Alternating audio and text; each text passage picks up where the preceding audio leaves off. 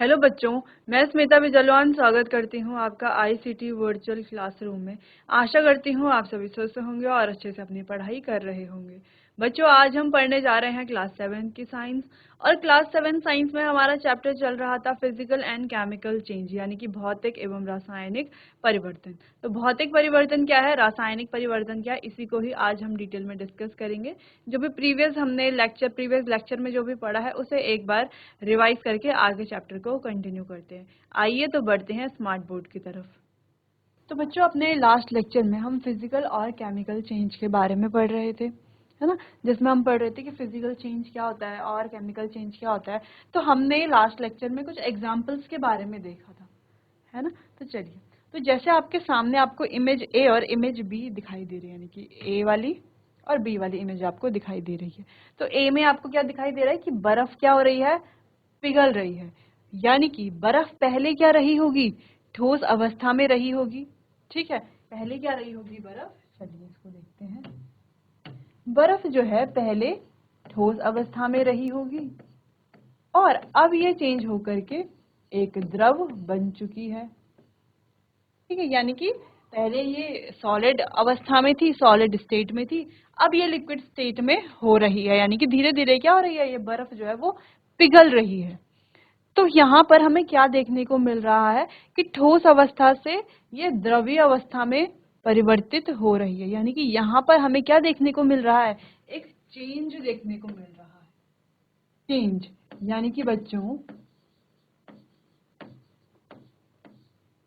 परिवर्तन हमें यहाँ पर देखने को मिल रहा है। वैसे ही अगर हम इमेज बी की बात करें तो इमेज बी में हमें क्या दिख रहा है, लकड़ी या कोयले ये जो है वो जल रहे हैं, इनका क्या हो रहा है, दहन हो रहा है। ठीक है, पहले तो लकड़ी या कोयले रहे होंगे, दहन होने के बाद जो है क्या बचेगी, सिर्फ राख बचेगी।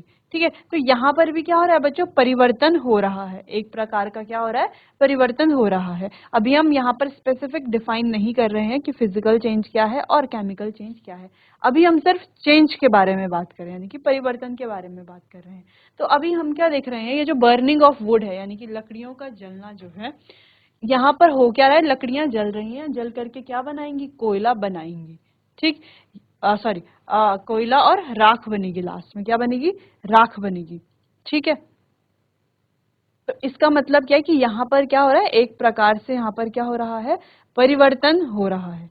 ठीक, चलिए, तो यही तो होता है परिवर्तन।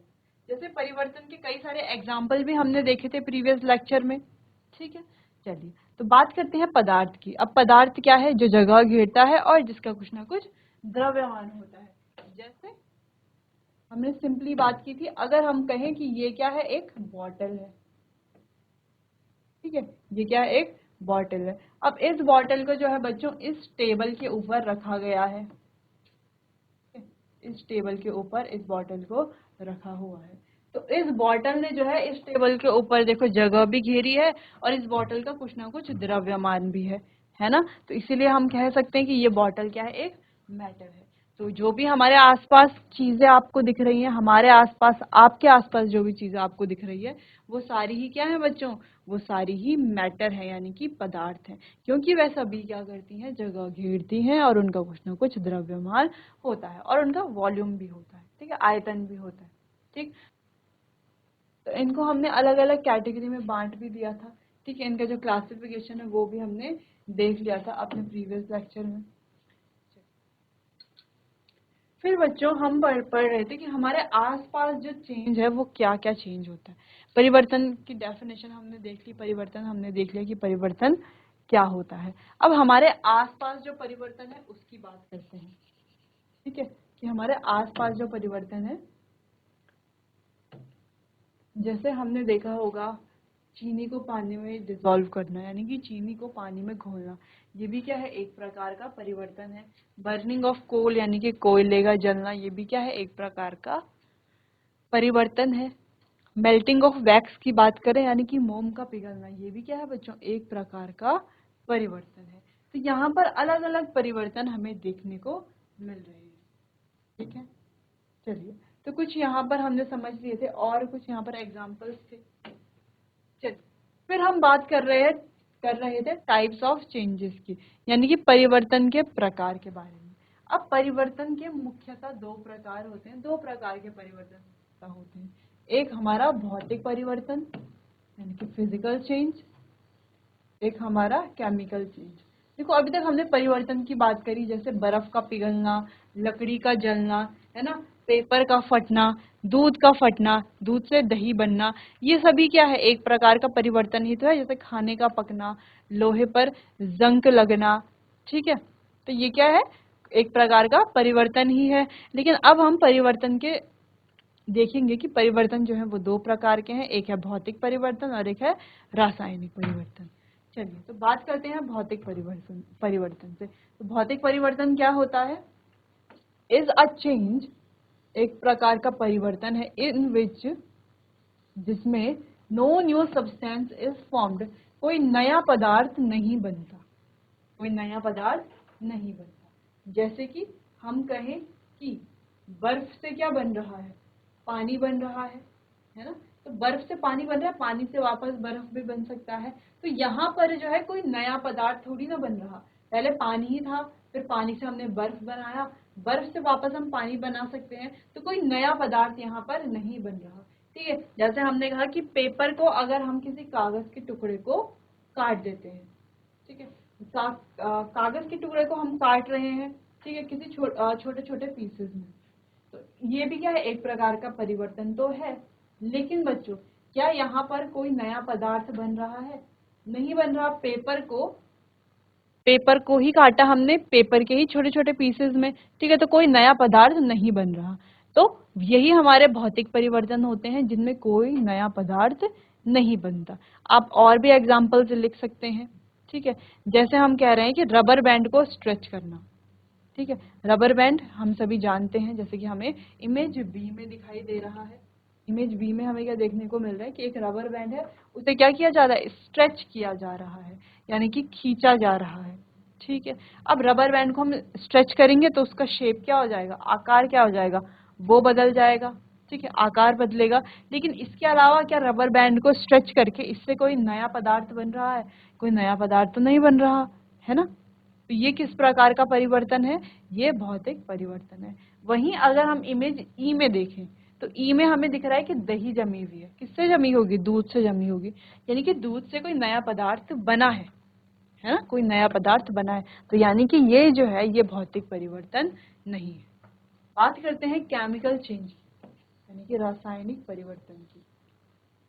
Change is a change in which new substance are formed, यानी कि केमिकल चेंज एक ऐसा चेंज है, यानी कि एक ऐसा परिवर्तन है जिसमें नया पदार्थ बनता है। जैसे कि हमने कहा कि कच्ची वेजिटेबल्स थी, कच्ची सब्जियां थी, उनको हीट में पका करके हमने क्या बनाया, उनको पका दिया, है ना, नया हमारा क्या बन गया, एक नई चीज बन गई, कुछ नया बना, बिल्कुल बना। जैसे हमने कहा कि दूध से दही जमाया, हमने दूध से दही बनाया, ठीक है, तो पहले हमारे पास दूध था, दूध से क्या बना, दही बने, यानी कि कोई नया सब्सटेंस यानी कि नया पदार्थ फॉर्म हुआ, बिल्कुल नया पदार्थ फॉर्म हुआ, बिल्कुल नया पदार्थ बना।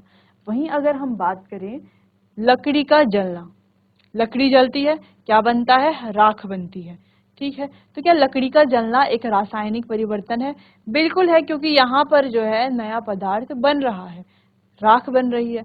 वही हम रस्टिंग ऑफ आयरन की बात करें, यानी कि लोहे पर जंग लगने की बात करें, तो पहले लोहा था, अब जंग लग करके वो खराब हो चुका है, ठीक है, वापस लोहा तो बनेगा नहीं उससे, है ना। तो ये भी क्या है, एक इसमें भी नया पदार्थ बन रहा है, तो ये भी क्या है बच्चों, एक प्रकार का रासायनिक परिवर्तन है।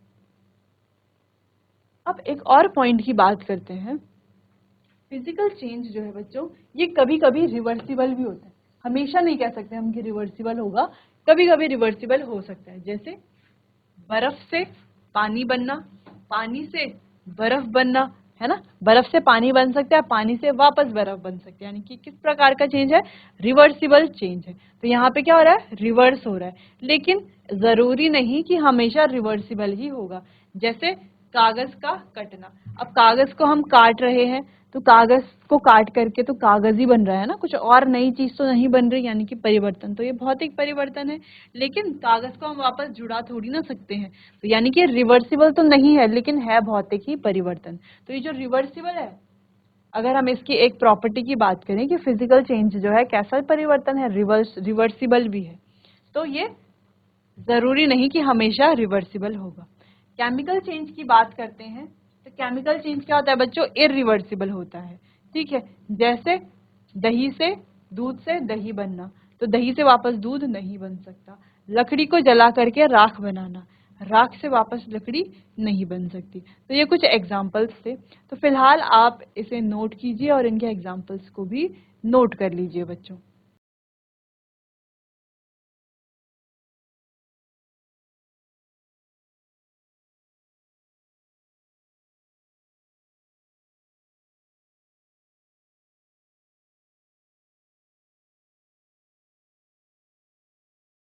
चलिए, तो अब आगे बढ़ते हैं। अगला है फिजिकल चेंज। चलिए, तो फिजिकल चेंज को थोड़ा और डिटेल में समझते हैं। अब फिजिकल चेंज यानी कि भौतिक परिवर्तन एक प्रकार का परिवर्तन है जिसमें कोई नया पदार्थ नहीं बनता। नो न्यू सब्सटेंस फॉर्म, कोई नया पदार्थ यहाँ पर नहीं बनता। ठीक है, इन अ फिजिकल चेंज, तो फिजिकल चेंज में क्या होता है बच्चों, जो ये गुण है जैसे कि शेप, साइज, स्टेट यानी कि उनका आकार क्या है, साइज क्या है, अवस्था क्या है, इसमें ही परिवर्तन होता है। ठीक है, जैसे कि आप देख रहे हो, ये जो पेपर इमेज ए में आप देख रहे हो कि पेपर क्या हो रहा है, कट रहा है। तो क्या हो रहा है, शेप में जो पेपर है, पेपर पहले कैसा था, पूरा एक पेपर है, एक ब्लैंक शीट थी, अब उसको छोटे छोटे पीसेस में काटा जा रहा है। तो इसका क्या हो रहा है बच्चों, ये जो अलग अलग साइज में, पहले ये बड़े साइज का था, अब छोटे छोटे अलग अलग साइज के पेपर के टुकड़े हैं, लेकिन यहाँ पर कोई नया पदार्थ नहीं बना। ठीक, तो ये क्या है हमारा फिजिकल चेंज।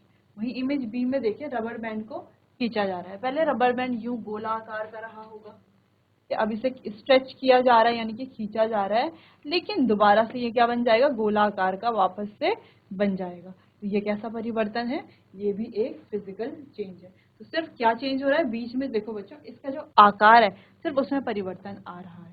ठीक है, वहीं हम देखें अगला एग्जाम्पल, जो कि जिसमें क्या हो रहा है, बर्फ से क्या बन रहा है, पानी बन रहा है। ठीक, तो बर्फ से क्या बन रहा है, नॉर्मल पानी बन रहा है, पानी से वापस बर्फ भी बन सकती है। ठीक है, और क्या हो रहा है, सिर्फ अवस्था में परिवर्तन हो रहा है। पहले क्या था, ये सॉलिड यानी कि ठोस अवस्था में था, अब पानी क्या हो गया बच्चों, लिक्विड अवस्था में हो गया। ठीक, नेक्स्ट बात करते हैं, कुछ फिजिकल चेंज जो है वो रिवर्सिबल भी होते हैं। जैसे हमने कहा कि मेल्टिंग ऑफ आइस, बर्फ का पिघलना। ठीक है, तो ये क्या है, एक कैसा चेंज है बच्चों, रिवर्सिबल चेंज है, क्योंकि आइस मेल्ट हो रही है, फिर आइस को अगर टेम्परेचर कम कर दिया जाए, वापस से आइस को फ्रीज भी किया जा सकता है। वापस से जब आइस मेल्ट होकर के पानी बनी, पानी से वापस उसे बर्फ बनाया जा सकता है। नेक्स्ट बात करते हैं बॉइलिंग ऑफ वाटर, तो वाटर को उबालना, तो वाटर को उबाल सकते हैं, उबाल करके वापस ठंडा भी किया जा सकता है। तो ये जो बॉइलिंग ऑफ वाटर है, ये भी क्या है, एक प्रकार का भौतिक परिवर्तन ही है। ठीक है, बात करते हैं stretching of a rubber band, तो जो ये रबर बैंड है, इसको स्ट्रेच करना, इसको खींचना, ये भी क्या है, एक प्रकार का फिजिकल चेंज है। देखो क्यों, क्योंकि रबर बैंड देखो, इसको हम क्या कर रहे हैं, खींच रहे हैं, खींच करके वापस ये जो है अपने ओरिजिनल शेप में आ जा रहा है। ठीक, यानी कि ये क्या हो रहा है, वापस से अपने शेप में आ रहा है, तो यानी कि हम इसको स्ट्रेच कर रहे हैं, यानी कि इसका मतलब क्या है कि ये क्या है बच्चों, रिवर्सिबल है। ठीक है, ये चेंज भी कैसा है, रिवर्सिबल है। तो हम कह सकते हैं कि भौतिक परिवर्तन ऐसे परिवर्तन होते हैं जिनमें कोई नया पदार्थ नहीं बनता। ठीक है, अब भौतिक परिवर्तन में किसी पदार्थ की संरचना में कोई परिवर्तन नहीं होता। पदार्थ की क्या बच्चों, जो संरचना है उसमें भी कोई परिवर्तन नहीं होता। जब नया पदार्थ ही नहीं बन रहा तो संरचना में कैसे होगा परिवर्तन। जैसे हमने उदाहरण के लिए समझ लिया कि पानी का बर्फ में जमना, रबर बैंड या स्प्रिंग का खींचना। ठीक है, रबर बैंड के अलावा हम स्प्रिंग की बात भी कर सकते हैं। ठीक, चलिए, तो कई सारे एग्जाम्पल्स की भी हमने यहाँ पर बात कर ली है, इसे नोट कर लीजिए बच्चों।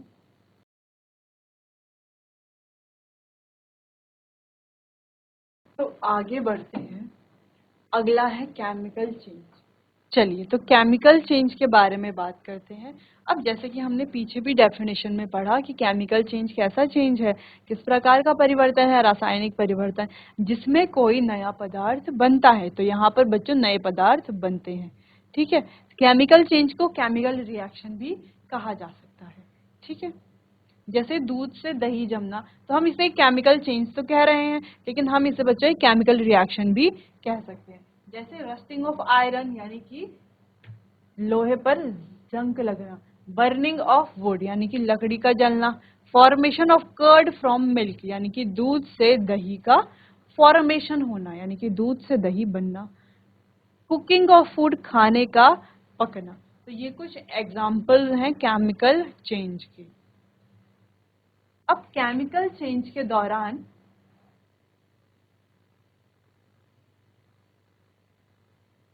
तो बच्चों केमिकल चेंज के दौरान चेंज किसमें होता है, चेंज होता क्या है।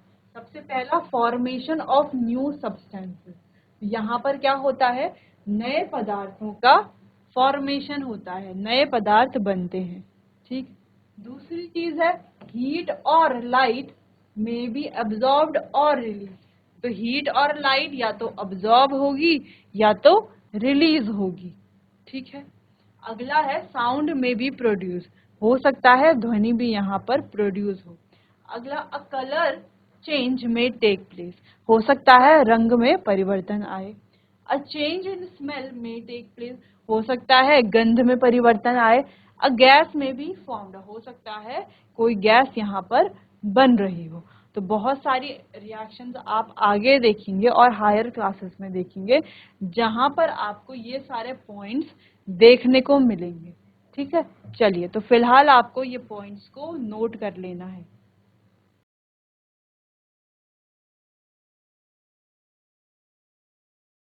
तो आप सिंपली ये बात समझ चुके हैं कि जो रासायनिक अभिक्रिया है वह प्रक्रिया है जिसके माध्यम से नए पदार्थ बनते हैं, यही रासायनिक अभिक्रिया भी कहलाई जाती है।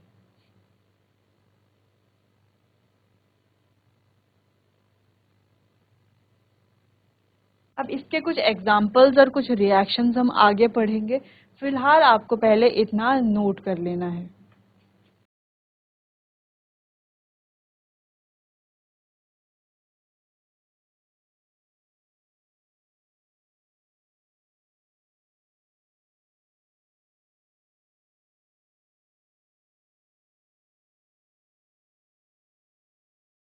चलिए तो अब आगे बढ़ते हैं, एक एक करके इन केमिकल रिएक्शंस को समझते हैं और पढ़ते हैं। चलिए बर्निंग ऑफ मैग्नीशियम रिबन, तो मैग्नीशियम रिबन का जलना, इसके बारे में बात करते हैं।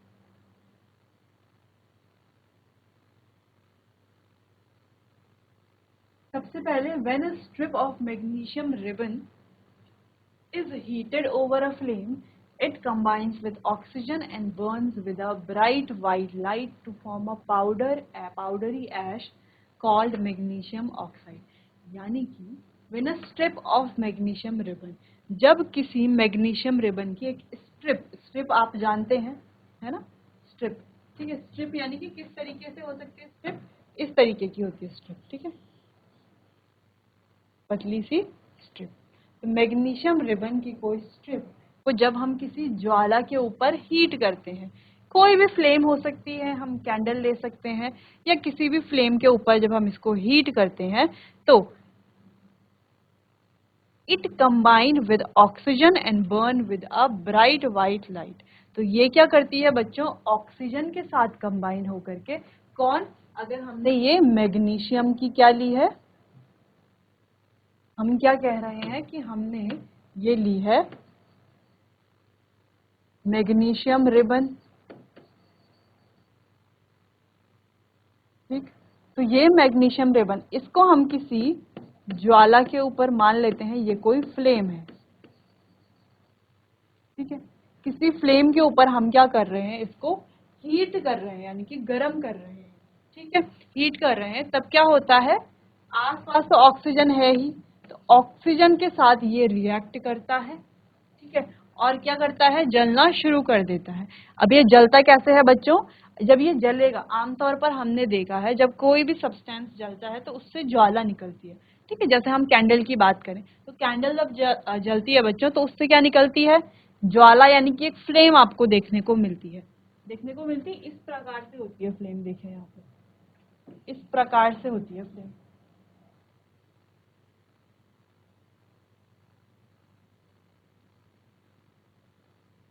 इस प्रकार से ज्वाला आपको देखने को मिलती है। ठीक है, तो ये तो बात हो गई फ्लेम की। कुछ पदार्थ जो है फ्लेम के साथ जलते हैं, लेकिन यहाँ पर आपको ज्वाला नहीं दिखेगी। यहाँ पर ये जो मैग्नीशियम रिबन है, जब ये जलेगा तो जलेगा कैसे बच्चों, ब्राइट व्हाइट लाइट, तो यानी कि एक चमकदार सफेद रोशनी के साथ ये जलेगा। इस प्रकार से जैसे आप यहाँ इमेज में देख पा रहे हो, तो ब्राइट व्हाइट लाइट के साथ ये जलेगा और जलने के बाद जो है ये एक पाउडर फॉर्म में ऐश यानी कि राख बनाएगा, जिसे मैग्नीशियम ऑक्साइड कहा जाता है। ठीक है, क्या कहा जाता है, मैग्नीशियम ऑक्साइड कहा जाता है। अगर हम सिंपली बात करें तो यहाँ पर हुआ क्या, हमने मैग्नीशियम की रिबन ली। ठीक है, मैग्नीशियम की रिबन ली, मैग्नीशियम के रिबन को फ्लेम के ऊपर ले जा करके हीट किया। हीट किसके साथ हुई, वो ऑक्सीजन के साथ हीट हुई, और क्या बनाया उसने, मैग्नीशियम ऑक्साइड बनाया। क्या बनाया, मैग्नीशियम ऑक्साइड। इसी मैग्नीशियम ऑक्साइड को हम क्या कह रहे हैं बच्चों, राख कह रहे हैं। ठीक है, क्या कह रहे हैं, हम यहाँ पर लिख लेते हैं, इसे हम क्या कह रहे हैं, इसे हम ऐश यानी कि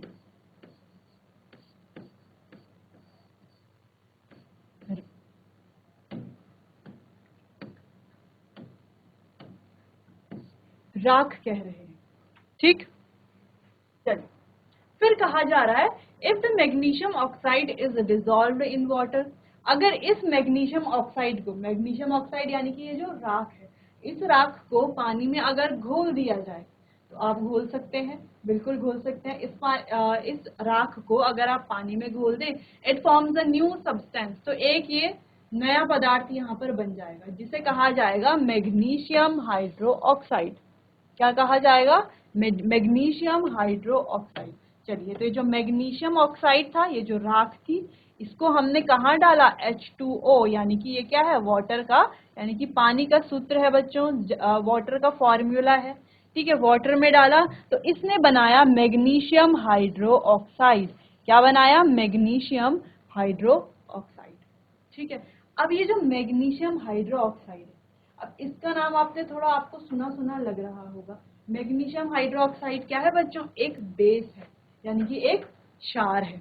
ठीक है, एक क्षार है, और क्षार का गुण क्या होता है, ये क्या करता है बच्चों, जो रेड लिटमस है यानी कि लाल लिटमस को नीले में परिवर्तित कर देता है। तो ये जो मैग्नीशियम हाइड्रोक्साइड है, ये भी सेम काम करता है, लाल लिटमस को नीले में चेंज कर लेता है। तो ये क्षार है, यानी कि हम कहते हैं कैसा है, क्षारीय प्रकृति का है, यानी कि बेसिक नेचर का है। और एक और बात हम जानते हैं कि जो मैग्नीशियम हाइड्रोक्साइड है, ये एक एंटासिड की तरह काम करता है। ठीक है, एंटासिड यानी कि जब शरीर में हाइड्रोक्लोरिक एसिड की मात्रा ज्यादा बढ़ जाती है, या हम आसान शब्दों में कहें कि शरीर में जब अम्लता बढ़ जाती है, एसिडिटी होने लगती है ना, हम कहते हैं कि शरीर में एसिडिटी हो रही है, सीने में जलन जलन सी फीलिंग आने लगती है हमें, है ना, एसिडिटी के कारण खाना नहीं पचता, हम कहते हैं कि एसिडिटी हो रही है। तो एसिडिटी का मतलब क्या है कि शरीर में एसिड की मात्रा बढ़ जाती है।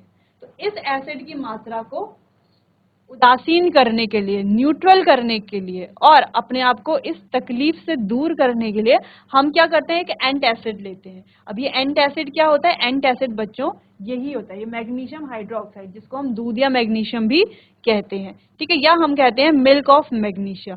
तो ये होता है क्षारीय प्रकृति का, और शरीर में बन रही है एसिड। तो क्षार और एसिड, जैसे हम इसको पीते हैं या इसको लेते हैं, तो क्षार और अम्ल आपस में मिलकर के क्या हो जाते हैं, उदासीन हो जाते हैं, जिससे एसिडिटी शरीर की खत्म हो जाती है और हमें रिलीफ मिलता है। ठीक है, चलिए, तो फिलहाल यहाँ पर हमें ध्यान रखना है कि मैग्नीशियम हाइड्रोक्साइड बनते हैं कैसे। हमें दो सिंपल रिएक्शन यहाँ पे याद रखनी है कि मैग्नीशियम को जब हम जलाएंगे, ऑक्सीजन के साथ बनाएगा मैग्नीशियम ऑक्साइड। उसी मैग्नीशियम ऑक्साइड को जब हम पानी में डिसॉल्व करेंगे, पानी में घोलेंगे, तो ये बनाएगा मैग्नीशियम हाइड्रोक्साइड। और आपको ध्यान रखना है, मैग्नीशियम ऑक्साइड राख है, ठीक है, पाउडर वाली, और जो मैग्नीशियम हाइड्रोक्साइड है वो कैसी है, वो क्षारीय प्रकृति की है। क्षारीय प्रकृति की है तो यानी कि उसमें क्षार के सारे गुण होंगे। सिंपली वो क्या है, एक क्षार है। तो ये क्या करेगा, रेड लिटमस को ब्लू में कन्वर्ट कर देगा। वहीं अगर हम अम्ल की बात करें तो अम्ल क्या करता है बच्चों, अम्ल जो है वो नीले लिटमस को लाल में परिवर्तित कर देता है।